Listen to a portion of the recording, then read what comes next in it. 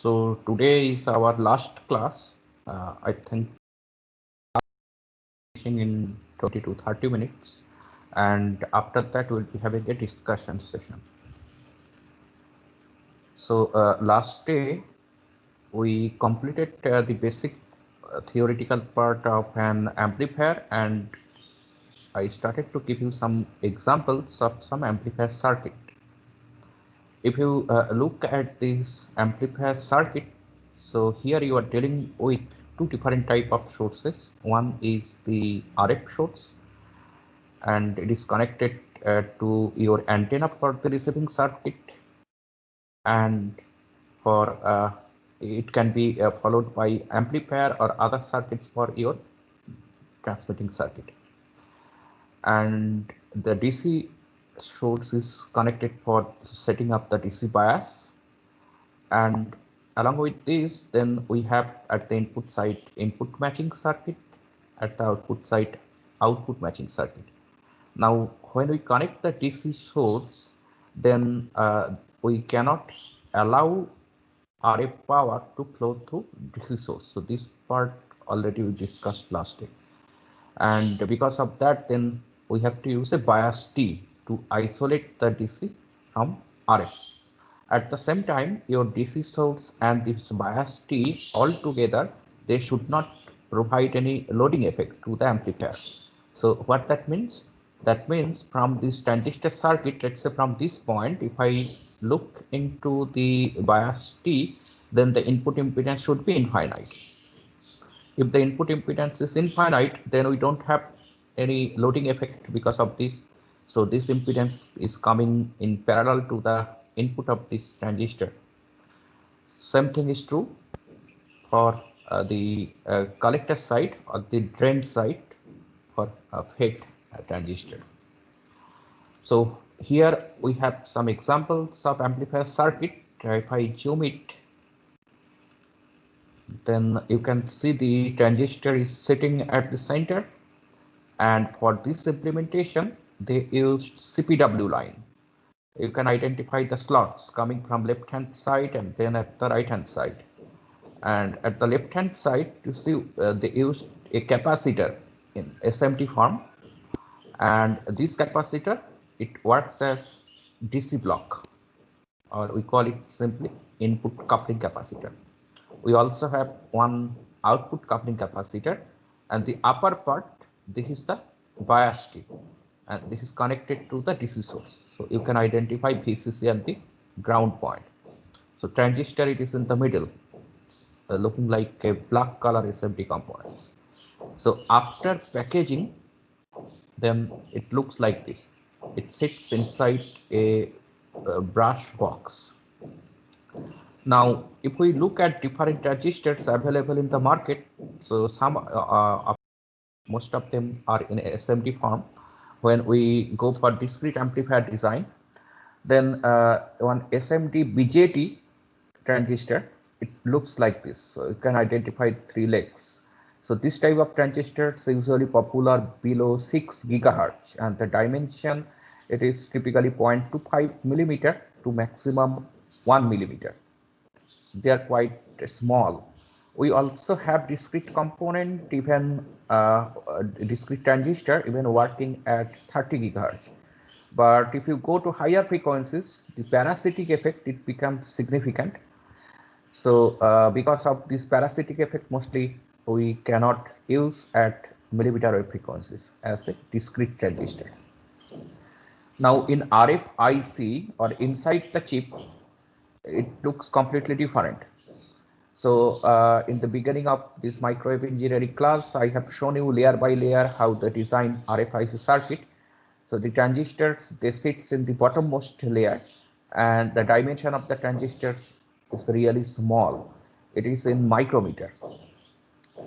So if it is in micrometer, then we have one advantage and also one disadvantage. The advantage is that its parasitic effect is very small, and till 6 gigahertz, in fact, RFIC people, they use the same principle like analog electronic circuit. Do not use any concept from microwave engineering. because the connection length is very small, device length also very small compared to wavelength. So as such, then they do not face any problem due to change of phase because of the connecting sections. So this is the advantage. And what is the disadvantage then? Disadvantage, because of its compact size, since it's in micrometer, then power dissipation is very small. So that's why for RFIC circuit, usually the power level is in milliwatt or sometimes in microwatt range. So even if it is, let's say, a few hundred milliwatt, they cannot use traditional RFIC technology.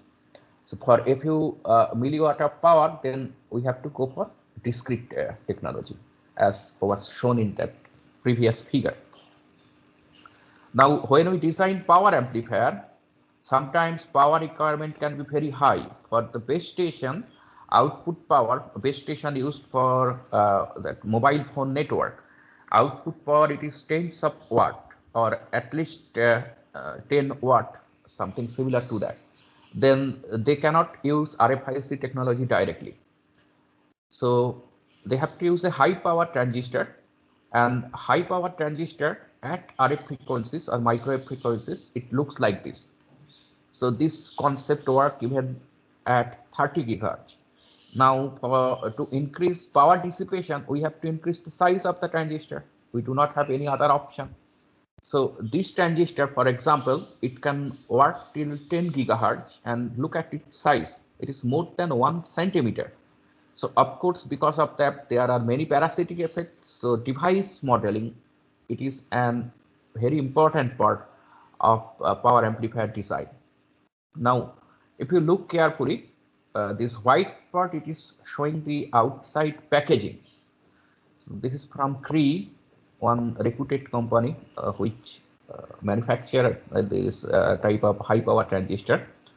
Now this below and above on top, you can see two brass plates coming out from the transistor. They are actually used as the microstrip line. So base part you cannot see, it is below the figure. Now in most of the cases, this type of transistors, they are drop-in transistor. So we have to make a hole in the substrate where we will be fitting the transistor. Now, since it's a high power transistor, then heat dissipation, it becomes an important issue. So in practice, then what we do, we use some brass plate below the conventional substrate. So for conventional substrate, if you recall, it is a layer of dielectric material and covered with a thin layer of copper. What is the thickness of copper? It depends on the specification, typically 17 micrometer or 35 micrometer or 70 micrometer, like that. So it's very thin, not good for heat transfer. So then we use additional brushed plate or aluminum plate below the substrate, and where the transistor will sit, that part we completely remove the dielectric as well as copper. Then it is dropped in from top of this, and left and right hand side, this brush plate extension, this is for screwing the transistor. We use screw. So sometimes it becomes so hot when we use it, we cannot use soldering material. Then this part is directly screwed to the brush plate or aluminum plate, which we are using down. And this microstrip line, it is it sits with some gap, air gap, with the brush plate below. Then we have to design a matching network from this microstrip line to the actual microstrip line of my circuit in PCB technology. So power amplifier design itself, it's huge and means a completely different category, and we need to learn many other things. It's not like a conventional amplifier design. We need to go through nonlinear analysis. Then when we go for microwave system design, we have different types of requirement. For a receiver, you know that you already learned about Phillips equation for cascaded system, how we calculate overall noise figure of the system. Then the noise figure of the very first component in the chain that actually determines the overall noise figure. So it has most significant role on the overall noise figure of the total cascaded chain. Then for the first component, it should generate minimum noise. So we call it low noise amplifier. So this is a special category of amplifier, and internal noise generated by the amplifier itself, it should be minimized. So when we go for this type of design, then our main target is to minimize the noise, not the power or efficiency or other thing. So main target is minimization of noise. Now, how we do it practically? That noise generation mostly depend on the bias point.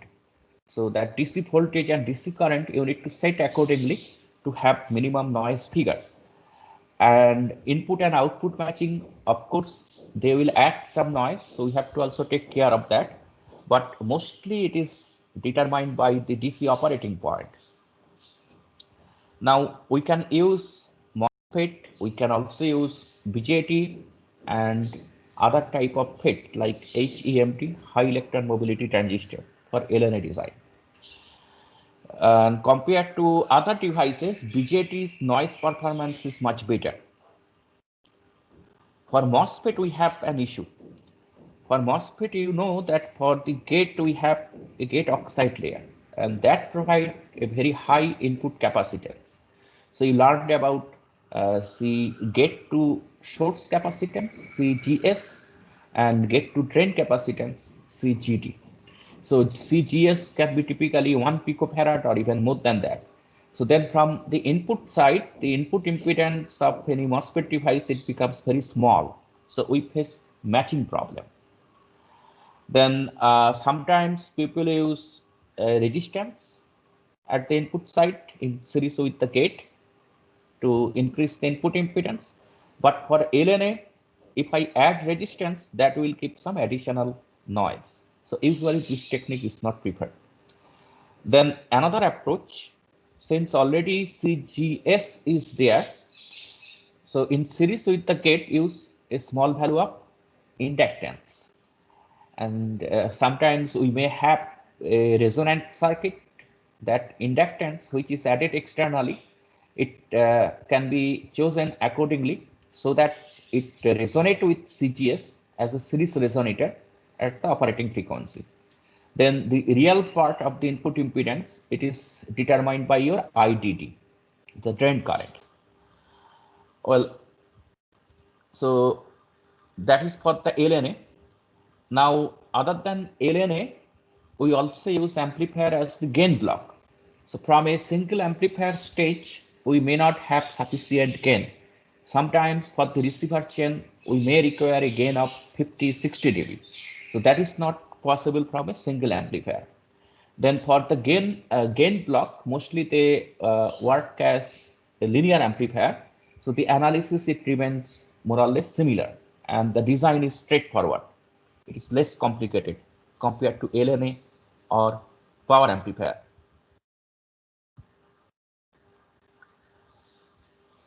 Then the third category, it is the power amplifier. So if you recall the transfer characteristics P out versus P in, so the bottommost level, it is bottommost, it is determined by the noise floor. Then we have the linear region, and after that, if you keep on increasing the input power, then finally transistor saturates. Now the power amplifier, it works near 1 dB compression point, near the saturation point. So we allow some nonlinearity in the analysis, and it depends on application how much nonlinearity is tolerable.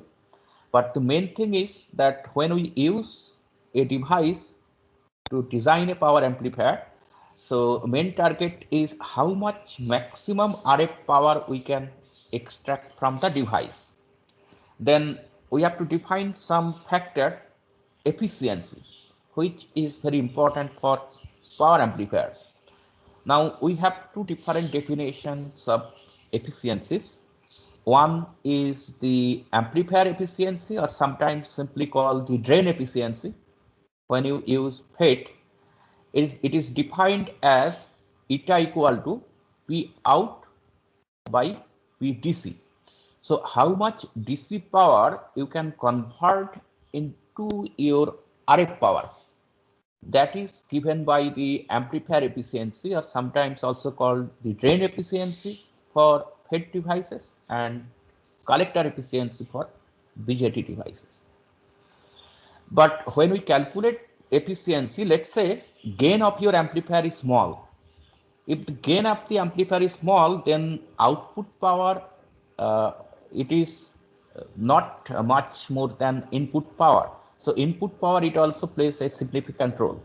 So if I want to include the contribution of input power in our efficiency calculation, then we have a different definition, which we call the power added efficiency, or PAE. So this PAE term is more popular for power amplifier design. How it is defined then? PAE equal to P out minus P in divided by PDC. So in terms of gain, then you can express it 1 minus 1 by G. G is the gain into P out by BDC. So in the previous expression, we did not consider the contribution which is coming due to input power. So actually, when we go for efficiency calculation, then we should consider how much power, RF power, is generated from the amplifier itself. So we have to actually subtract the input power. So that's why for power amplifier, we mostly use this efficiency term, PAE, power added efficiency term. Now, if you know eta, amplifier efficiency, then it is related to PAE as 1 minus 1 by G into eta. So PAE will be always less than the amplifier efficiency, and it is directly related to gain. Okay, the compression point already we know. Now different classes of amplifier. This definition you learned in your analog electronic class. So let us repeat it. We may have class A, class B, and class C amplifier. And class AB amplifier, it is somewhat in between class A and class B amplifier. Other than this, we have also many more different categories of amplifier, which usually we don't cover in UG or PG class.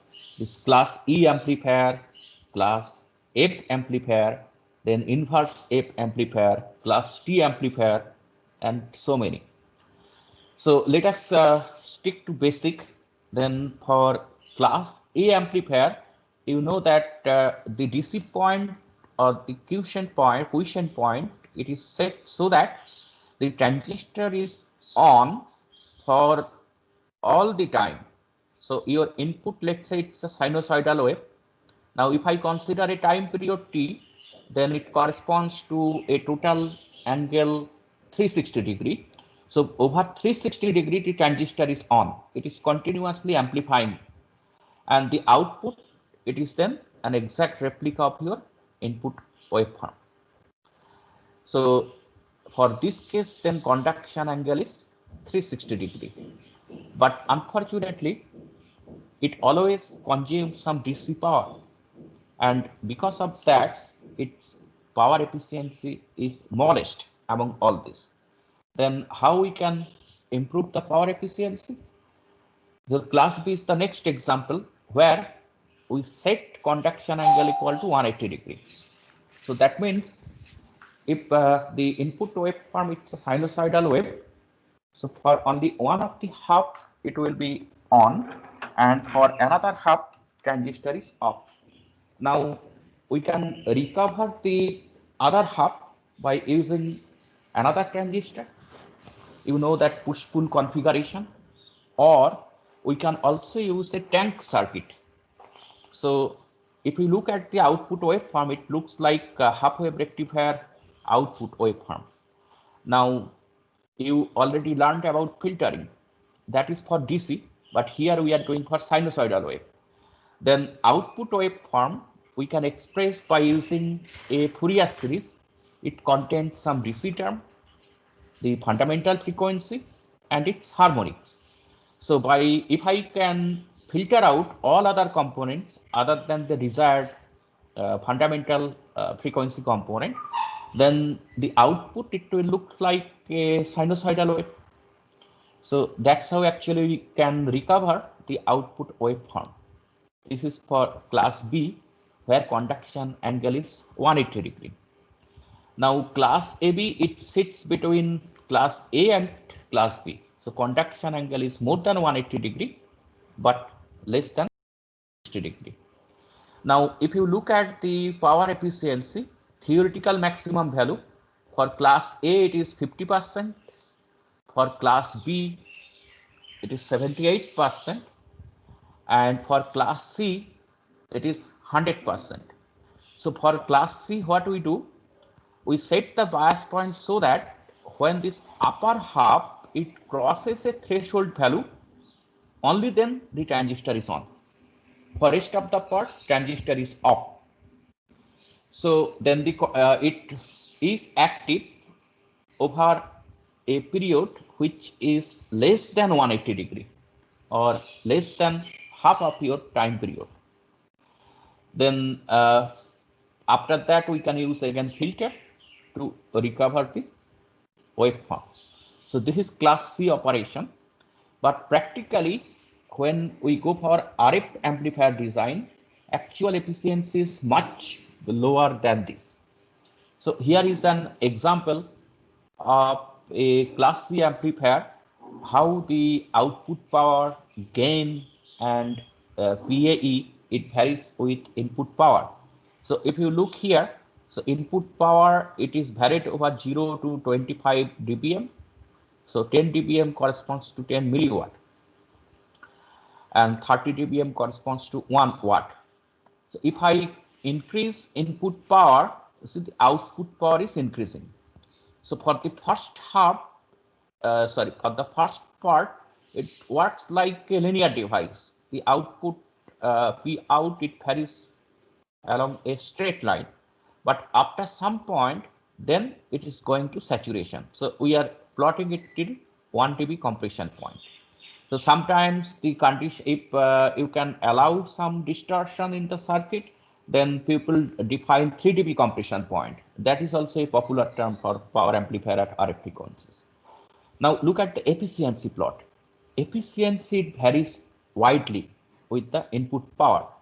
When the input power is small, if I follow this red curve, then efficiency is really low, near to 0 dB. And it keeps on increasing for 20. So this circuit is optimized for 20 dBm of input power. And for 20 dBm of input power, it is showing maximum efficiency of, let's say, 55 or 56%, even though theoretical maximum value is 100%. So this design, it is an example at 2.4 gigahertz for Wi-Fi connection. And now next, this is the gain plot. So gain initially it remains constant over the linear range of the amplifier. After that, it starts dropping. So at where we'll be operating this? So first, to design power amplifier, we should know the range of input power over which I have to operate. So their dynamic range is very small. Now, if you know that input power, it will be 20 dBm, then at 20 dBm we will be optimizing all other parameters, including your the most important point, of course, the DC point, so that efficiency is maximum for that input power. Now, for a single channel, a single carrier, it is not an issue. So let's say you are designing it for a radar application or point-to-point contact, wireless contact, but just for single user, then it is not a problem. So input power you can keep fixed. But you consider this scenario for our mobile network. Now at one time, there can be just one user or two user. and after a few seconds or after a few minutes, it can even go up to a few hundred users. So in that scenario, then how we can design power amplifier when multiple carriers are present? So then actually the design becomes much more complicated. So I'm just showing one example how means this the typical design approach we use for multi-carrier system. Okay, so let me just share this. Yeah, here I think you can see it. So we have actually two amplifiers, amplifier A1 and amplifier A2. They are sitting in parallel.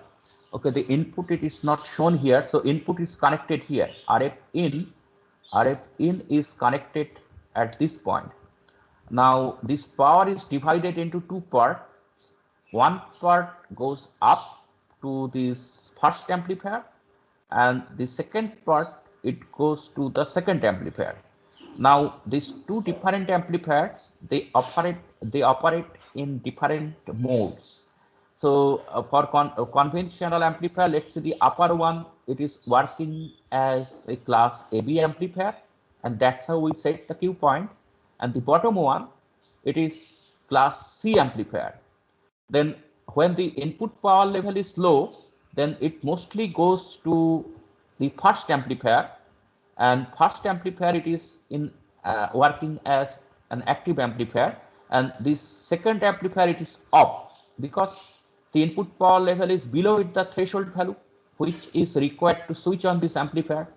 Now when it crosses that point, then the second amplifier is switched on.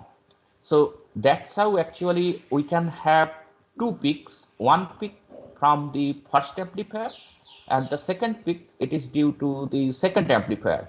And if in the previous example we had only one peak, so with these two peaks then we can actually increase the range over which efficiency it remains above some specified value.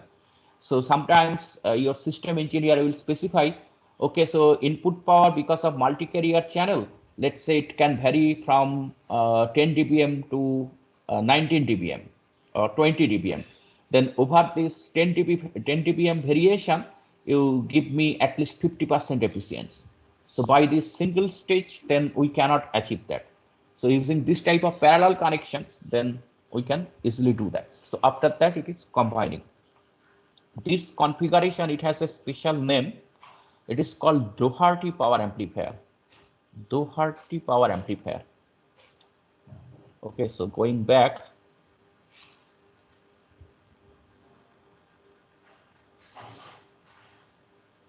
Yeah, here.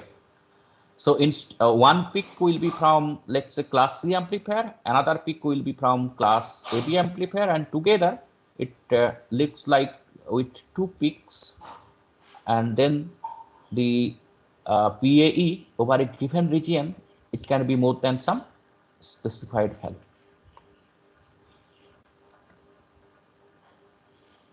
Well, this is not that important actually. Anyway, so we were discussing about low noise amplifier. So in RFIC form, then low noise amplifier can be easily designed. Why? Because for low noise amplifier, it is working near the noise floor. Input power is very low. So it is easy to implement in RFIC form. But for power amplifier, we face the problem. In most of the cases, we cannot design in RFIC form.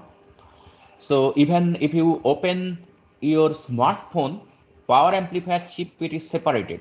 It is not in the same technology at which other components of the receiver or transmitter has been designed. So it sits as a separate chip for the power amplifier. So a power amplifier, it looks like this, as we were discussing. So if you look here for this BJT, it is of course operating in class C or in class AB mode. Then the RF, your VCC here, it is connected to the corrector terminal through an inductor. So inductor, it will keep high input impedance to RF, but it will allow DC to pass. So this RF choke, then it is used to block the RF. In addition to this, they are also using a shunt capacitor.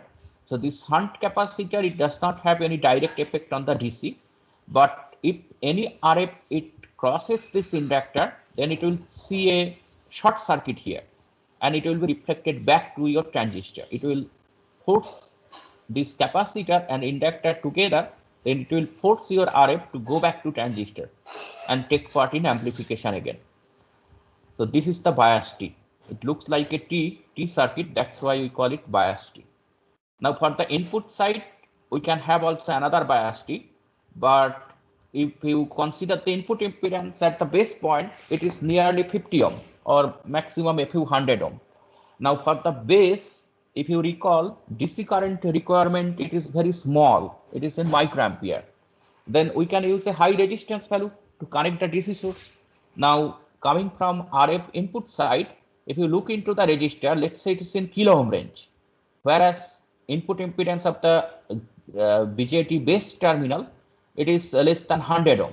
So then the RF power, it won't go through this high value of resistance, it will be reflected back.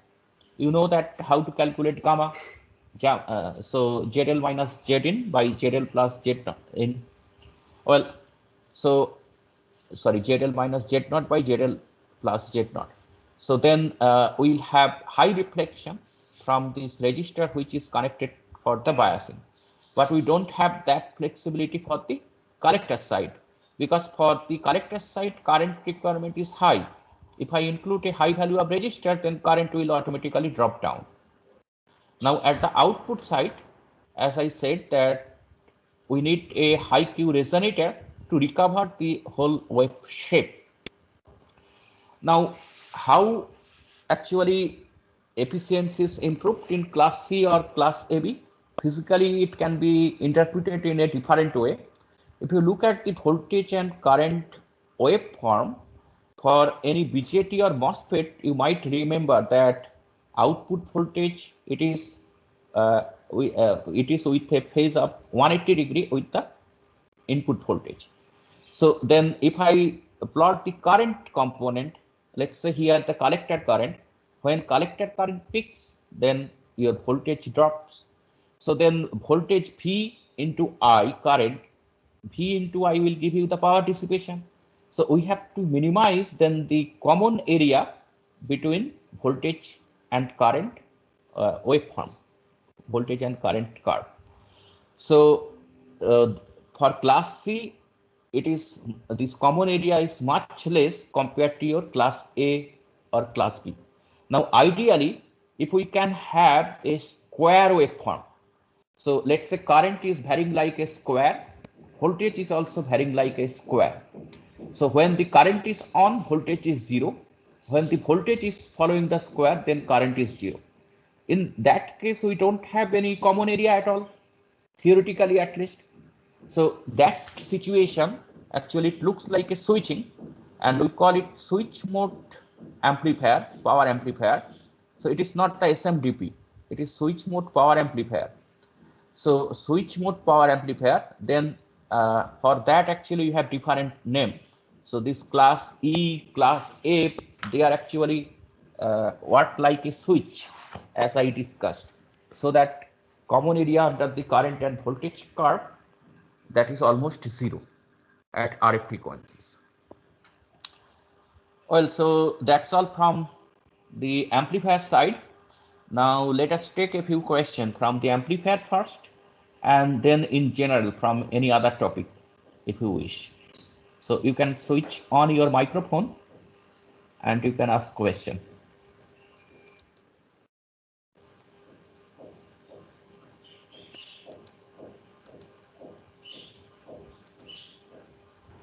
Sir, in the amplifier, how is the gain actually determined?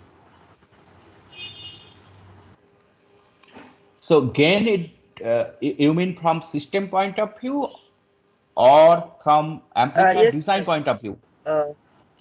like in analog circuits, we can look at the circuit and determine the gain. Like similar approach can be done here also. Means through calculation, you mean? Yes, sir, because We have that Equivalent model. formula GMRT. Yes, sir. Yes, sir. Yes. Now you see equivalent circuit here also you can obtain, but in most of the cases we prefer the full wave analysis, because the analysis technique, it is not that simple like low frequency circuit. No, that's why when you design, let's say, a simple power divider, Wilkinson power divider, or a band stop filter, so you cannot design it directly.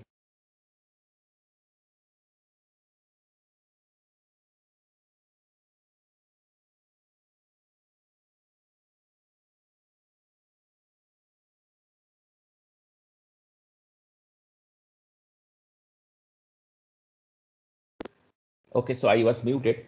So we start from the closed form expressions. So that will give you some initial guess, and then we go for full wave simulation to take into account the effect of all the connections, bend, and other things. So microwave circuit design is much more complicated than your analog circuit design. So some of the parts already we learned about the effect of discontinuities, connections, and other things. So now for the device, we usually have device models. So these device models are available from the manufacturer. We can also do it in our lab if we have the facility. So what they do, they will change the input power and the DC operating point, and that's how in matrix form, they will store the device information. And as SPICE model, these device models are available. So we use a different software, not the HFSS, where we can go for co-design. We use this term, co-design, where both the active components and passive components are present. So for the passive components, we used electromagnetic simulation, and then the device, they are used in between the passive components, and then we go for simple ABCD matrix multiplication, which we learned in network theory. So gain calculation is not straightforward. You can have some initial guess or estimate. So does it answer your question? Yes, sir. Yes, sir. So also in the power amplifier, we use that inductor capacitor bias T. So in that case, the RF power source is connected to my DC source, so wouldn't cause any problem. Yeah, of course, that we took care of. You see, not just for power amplifier, even for LNA also, we have to use that. If you look carefully for the LNA, they also used inductor na, here to Yes, sir. block RF. For the base side also, it is a resistor inductor combination, and shunt capacitor to block the RF only. Always we have to use. So At low actually that frequency. capacitor is. Yes, go ahead. So that capacitor is actually creating a short circuit, so it is reflecting back the waves. So short circuit for what? For your RF signal. Yes, sir. Yes, sir. Then it will not go, it will not enter to your DC circuit. It will be reflected back from that point. When you are doing microwave design, you have to think as if wave is going, wave is propagating. Then it is easier to understand, not the current voltage concept, which you used in analog circuit. So that's why you use S parameters, no? Which comes from wave concept, not the YZ parameters. We cannot also measure them at gigahertz frequencies.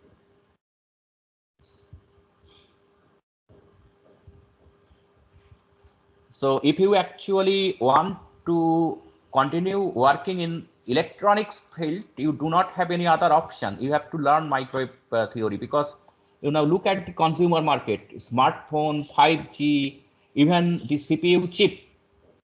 So CPU, let's say, working at 3 gigahertz. 3 gigahertz is your clock frequency. Now for clock frequency, it is not a sinusoidal, right? So if then you need to consider also the harmonic. So if you so they have different rule. Usually they will consider till fifth harmonics, and then if I consider fifth harmonics, so it is 3 into 5. So it is a 15 gigahertz design. Your CPU. Without microwave knowledge, you cannot design it. So that is why microwave engineering, it is after your basic electronics and analog electronics class. This is just the introduction to actual field.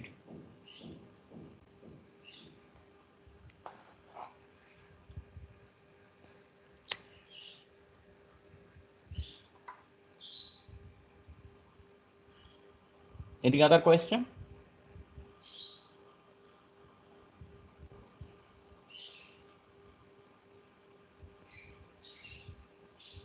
In general, if you have any query regarding applications or any other topic, whatever you have in your mind, you can ask. So this is the last class.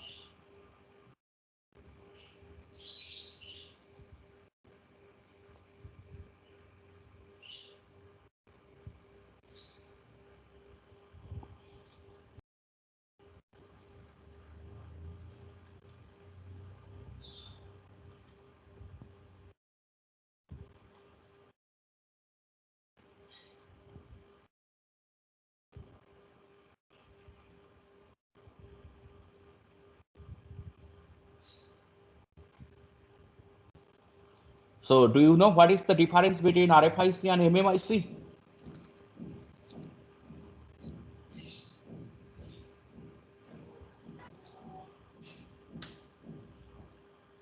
Any one of you?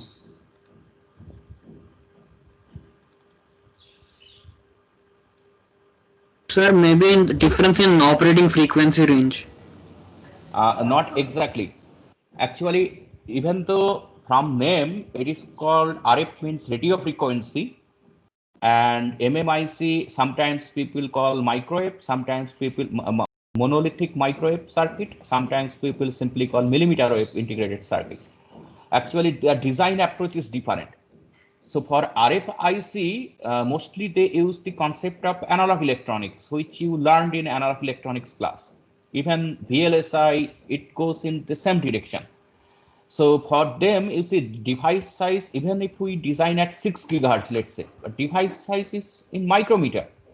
So it should not create any problem. It is like your basic electronics lab. You are doing at 1 kilohertz or 100 kilohertz, and you are using 5 centimeter, 10 centimeter of wire. So what is the change of phase? Because of 10 centimeter wire at 100 kilohertz, it is less than 0.1 degree. So you calculate the same thing at 1 gigahertz. For 1 micrometer, how much? Lambda naught at 1 gigahertz, it is 30 centimeter.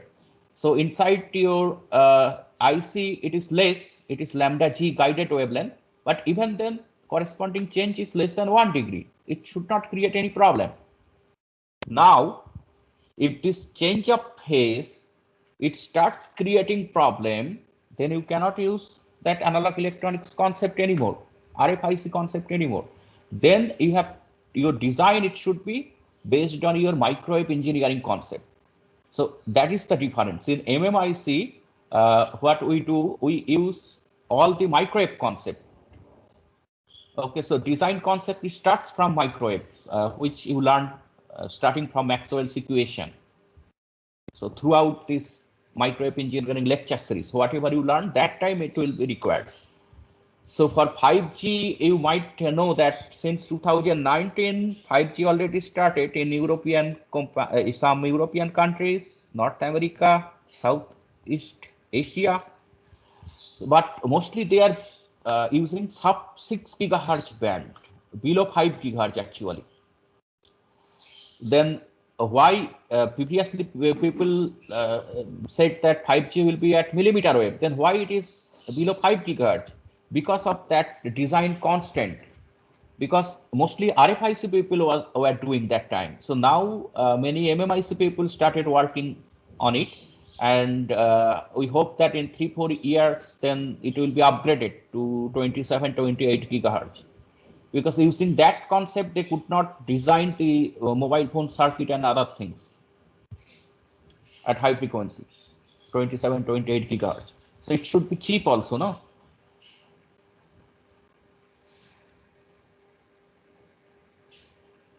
So design approach is different.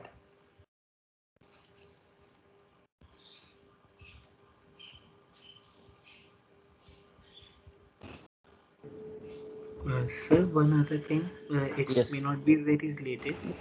Sir, how does the so for example, most of our devices have a single antenna.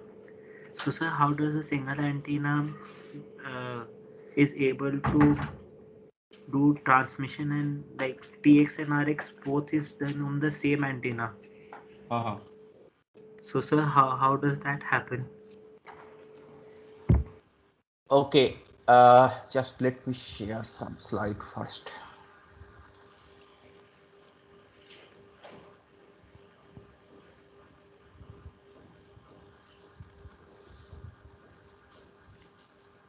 If you go through 5G specifications, which already using, some of them using time domain switching, some of them frequency domain switching. Well, just let me first open my slide.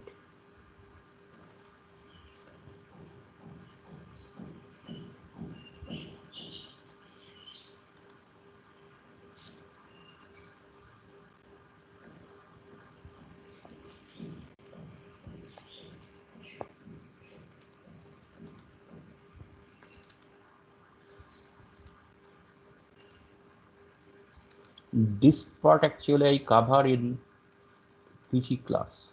Oops, not this one. Okay, I have to leave and rejoin.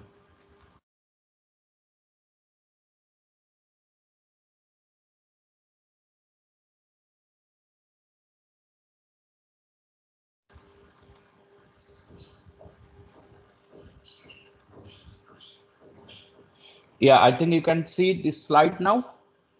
Electronic switches. Sir. Okay, so here is the example. In we have three popular approaches where we can use one single antenna for both transmitting and receiving the signal. The first one, we use a circulator. Circulator we discussed in microwave class. It directs power only in one direction, right? And use some sort of reciprocal device inside, ferrite-based isolator basically. So from antenna, if some power comes in, it will always go to the receiver end, and from the transmitter side, it will then go to the antenna. So this is one approach. Then the second approach, here they use two different frequency bands. So for one, let's say we are using 8 gigahertz for transmitting and 10 gigahertz for receiving. Then we use a filter bank to separate this out. We'll be using two different bandpass filters. So this type of network is very popular for satellite communication. So uplink and downlink frequencies are different. So same antenna, it is either wideband antenna or dual band antenna. Then it works over those two frequencies, but in the circuit side, then they are separated by the filter. Then the third approach, this is used in mobile phone. It is using time domain switching. So here we use, this is a SPDT switch. So single pole double throw. So this switch, it connects the antenna at a time to only one circuit, either to transmitter or to receiver. But this switch has an issue, means the leakage, then other issues are there. Anyway, so do not have that scope of discussions. So this is actually a 3-hour lecture series on electronic switches, how we design this at high frequency, microwave and millimeter wave frequency range. So, sir, in 1 and 3, only one wave is sent at one time. Like Yes, the transmission or receiver, only one. But in filter bank, yes, we can do parallel. Right? yes, that is true. The same thing is true for the circulator also. Sir? Yes. Sir, but in the circulator case, wouldn't the reflected power from the receiver go into the transmitter as well? No, no. You see, from the receiver part, it will be matched, no? 50 ohm. If Sir, there is so not matching, if, yes, you are true. That if it is not matched, then this power will be reflected to the transmitter side. So that is why circulator, it is not very popular. Typically, in practical system, what we have seen, it can provide you 25 to 30 dB of isolation. But for satellite communication, they want sometimes 80 dB of attenuation, 90 dB of attenuation, because their transmitted power is much higher. It can be in kilowatt range, and received power it is in picowatt range. So that's why they use only this technique, the second one. Uplink and downlink frequency always different. Sir, so for the receiver, the first part would be the LNA or the matched, means the matching. LNA. So LNA input impedance should be matched to 50 ohm. Okay, sir. Sir, and also you told about OMT and to use in antenna, single antenna case. That is a special scenario. So for OMT, it is used for line of sight communication, but it does not have a wide range of application. Because you see, if it is line of sight communication, then we can maintain that vertical polarization and horizontal polarization. But like in mobile phone, the wave is reflected many times, reflected by your by ground, by trees, by wall. So after reflection, you do not know what will be the state of polarization, right? So for these cases, so it cannot use OMT. So OMT, it is like satellite to satellite communication, where Yes, we sir. do not have interference from from any other components. That is for a special case.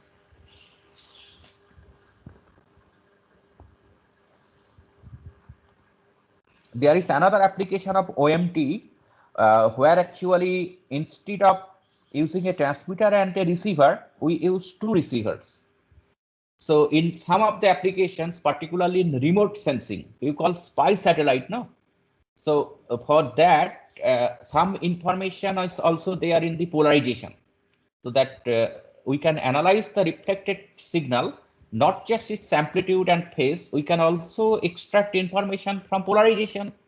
So satellite, it keeps on transmitting pulses from top, and after sending one pulse, then it will go to listening mode. Then when it listens, then it will receive the both two of the polarization, vertical and horizontal polarization, and it will analyze the ratio. So that's how they can determine what you are looking at. Is it snow? It is sand? Or if it is snow, then what is the thickness of snow? Thickness of snow, actually it gives different phases. So they can extract all this information. Your weather satellite, they all works in this mode.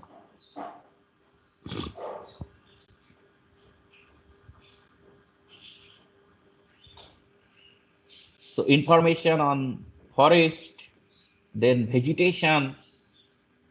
So a country is producing this much of rice this time. So how they determine? Previously it was purely statistical, but now we have direct information coming from satellite. So they can actually determine what is the area of total rice fields all over India. So those type of satellites are there already in orbit. And India, ISRO, they have the technology. They are designing it. So only 7-8 countries, they have actually this technology.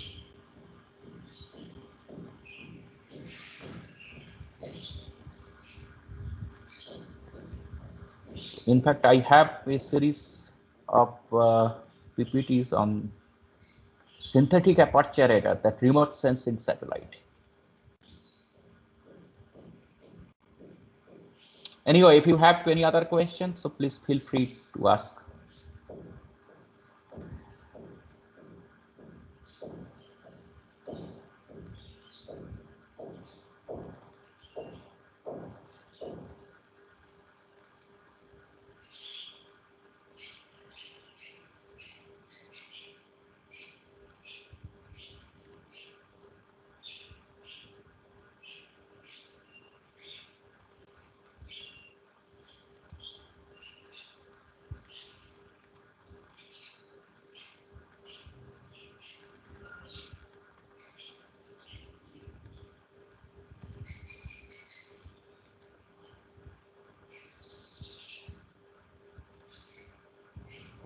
Any other question?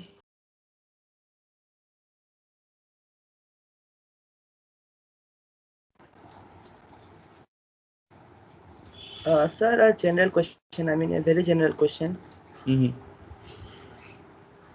Sir, can you just tell about how can we apply all we have learned in this course to areas like radio astronomy? Because if I'm interested in that subject, so how can we actually apply those things there? And do we have anything related to this working on KGP or something? Radio astronomy directly we do not work here, but we have a center here. I forgot the name. It is under Department of Physics. So they do mostly the modeling. Means they extract data from the radar, which we used in radio astronomy application, and they do modeling. But we do work on the design of the components and the circuit. So for radio astronomy, when you design the circuit, then noise level, it becomes a very important issue. And unfortunately, in India, actually, we do not have any group working on a design of receiver which can be used in radio astronomy. So for radio astronomy, since you see, looking at the galaxies, so the incoming signal is so faint that SNR is very low. In most of the cases, it is below your noise level. Then how we can go for that? First of all, antenna size should be big enough so that you can gather maximum information or signal. Then how to decrease the noise level? You decrease your physical temperature. So in fact, I'm just sharing one story with you. So just 1 year back, I visited Gothenburg in Sweden. So they have a strong group. Actually, they are originally Russian group. They mostly design the receiver for European space agencies for radio astronomy application. So for European space agencies, this radio astronomy center, it is in Chile. Anyway, so they use superconductor technology. So the design is very much simple. Means it is how we do. It's not any complicated thing, but only thing is that after designing the circuit, you have to keep in liquid helium, not in liquid nitrogen, liquid helium. Otherwise, design is very much similar to us, what we are doing here. Only some of the materials will be different. Anyway, so right now we do not have any funding or other things. Otherwise, we have that in our plan. So here I'm showing some of our design here. So this is one Doppler radar, for example. Okay, let me. So this is another radar at 24 gigahertz we designed. We also designed imaging radar here. So you can see different components of the imaging radar. It is like a laboratory prototype. And it was actually in 2017, the picture of our department, but in the X band, is in our developed test circuit. And this is another thing, it is not covered here. 6 port, actually, we were trying to go for tens of Gbps data rate. And let me better show only one of them, the radar circuit. Okay, let me zoom it in. So this is actually under a project supported by Tata.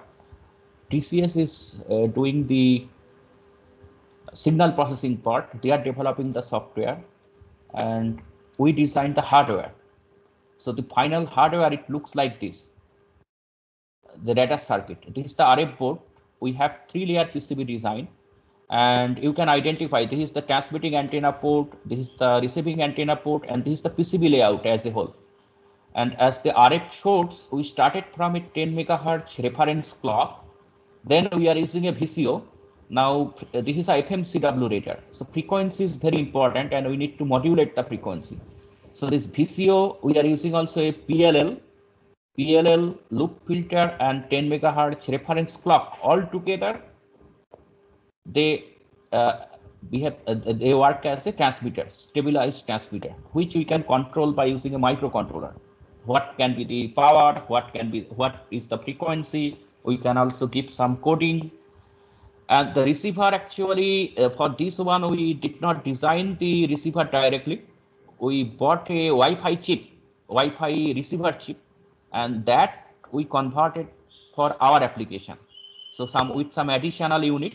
So this is the receiver. A receiver block comparatively straightforward. So this is the layer 1. Now in the second layer, other than RF, we also have other circuits, right? If you open your mobile phone, so this is the baseband part mostly. We have a function generator. This is to modulate the RF signal. We need frequency modulation.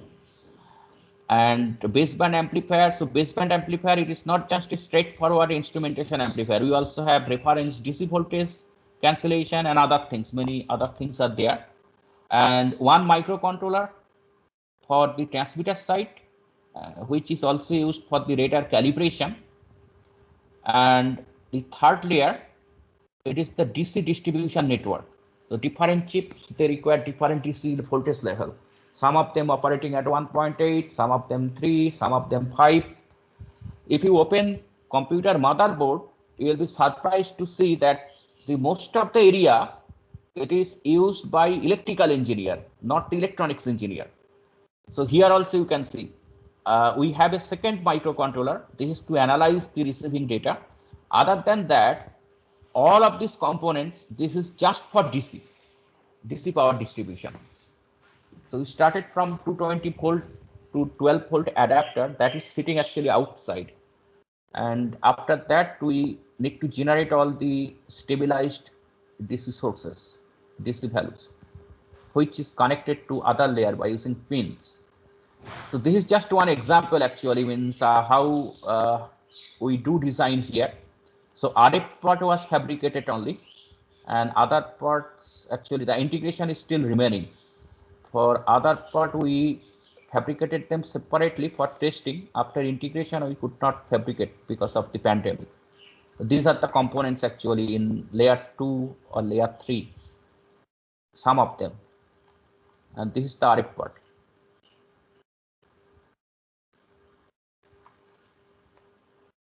This is just one example, means so we do this type of work. We also design power amplifier.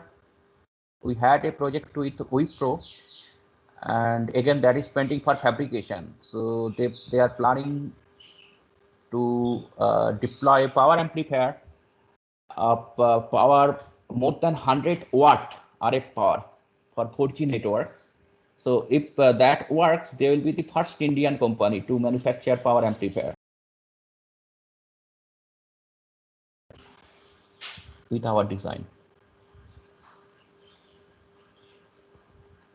Yeah, any other question?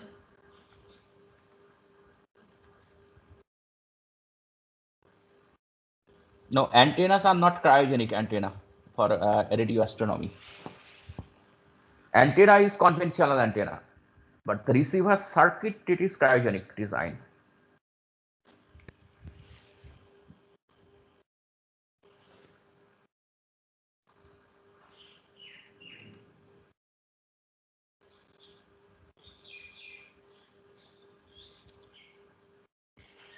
If you are interested in any application or any particular topic, you can suggest, then we can have a lecture, 1 or 2 lectures on that particular topics after your end sem is over. So we do here many practical works, mostly for different companies, for DRDO labs, then ISRO. Okay, so let me stop here then.